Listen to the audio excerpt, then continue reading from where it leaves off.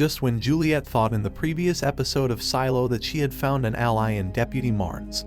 He was murdered for some unknown reasons, leaving a lot of questions unanswered. To Juliet's disappointment, there was no significant information in Wilkins' file, and she couldn't understand why Halston had to hide it in the first place. Just then, a porter arrived at her door, and she came to know about Deputy Marnes' demise. Juliet reached the crime spot where Sims was examining the body with Deputy Paul Billings. It was no hidden fact that Sims wanted Paul to be the next sheriff, and obviously, because of the conflicting interests, there was animosity between Juliet and Billings. One thing became clear: Marnes' speculation was right. That is, the main target of the killer was not Mayor Ruth but him.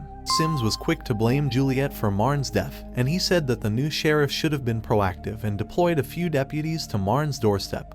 Then nothing of that sort would have happened. The mortuary team arrived, and Juliet asked them to wait outside for a moment because she just wanted to look around and see if she could find anything suspicious in the house. She found a list in Marnes' pocket on which Doris Kennedy's name was marked. Marnes had made a sketch of Mayor Ruth, which he had stuck on his walls, and Juliet noticed that whoever had killed him had taken that as well. Bernard was clear about the fact that he didn't want the people of Silo to know that Deputy Marnes was murdered. Bernard wanted to create a fake narrative to cover up what had happened, and he proposed that they could organize a race in honor of the dead and bury them in the same grave to make it look like Mayor Ruth and Deputy Marnes were lovers. When asked if he had reason to believe that they were lovers, he said that it was merely speculation from his end, but the accuracy of it made us suspicious about the IT department head who was now the temporary mayor. Spoilers ahead. Don't forget to like and subscribe. Paul knew that Juliet didn't trust him, but in reality, he had no intentions whatsoever of backstabbing her. In fact, he, too, wanted to find out the truth, and by the looks of it, he was an honest man who liked doing things by the book.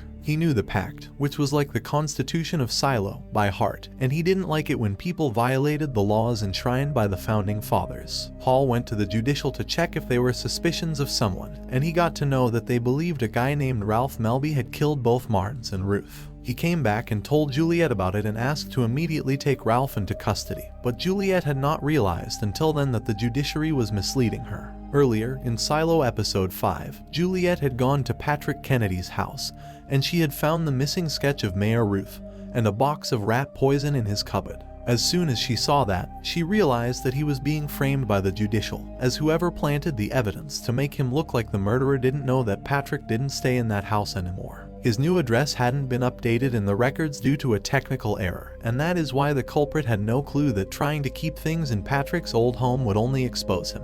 Juliet immediately went to Patrick's house once again and found Douglas Trumbull from the judicial department standing there. Douglas wanted to be Sim's shadow, and he had been secretly given the task of eliminating George Wilkins and Deputy Marnes for some unknown reason.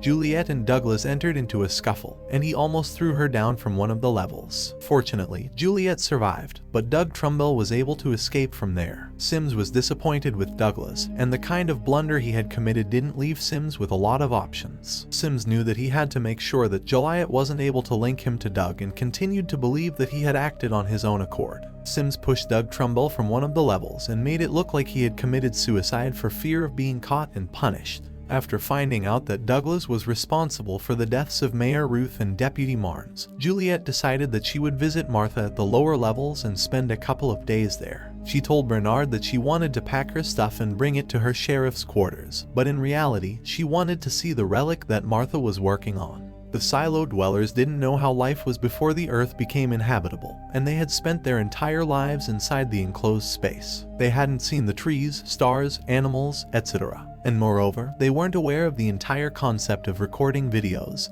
though they were aware of still photography. At the end of Silo Episode 5, while going to the lower levels, Juliet stopped in between to see what Lucas Kyle was up to. Lucas used to come every day to look at the night sky and see the stars. Lucas called them lights as he showed Juliet that they appeared to form a pattern and seemed to be moving in a big circle. Juliet was fascinated too, as from the lower levels, the view wasn't clear enough to see the night sky. Juliet reached Martha's, who showed her the camcorder she had found and was trying to repair. Both of them didn't know what it was called or for what purpose it was used. They needed a powerful magnifying glass to examine it, but Martha told Juliet that the pact did not allow them to do so. Martha said that she was always very curious to know why the Founding Fathers had banned the use of a magnifying glass above a certain power, and the use of lifts, and pulleys to go up and down the levels. Martha asked Juliet why she was not quitting her job because she felt that she was not safe up there. Juliet told her that by solving the 2 murder cases, she had been able to win the trust of the acting mayor, and she just needed the correct bait to find out what exactly had happened to Wilkins. Though Juliet was hopeful, she had no clue what the real agenda of people sitting in power was. Juliet once again went back to the underground tunnel, and in the upcoming episodes, we will probably see her making an effort once again to find the door that Wilkins spoke about. We still don't know why Sims sent Douglas to kill Marnes, as on the face of it, both of them shared a good relationship.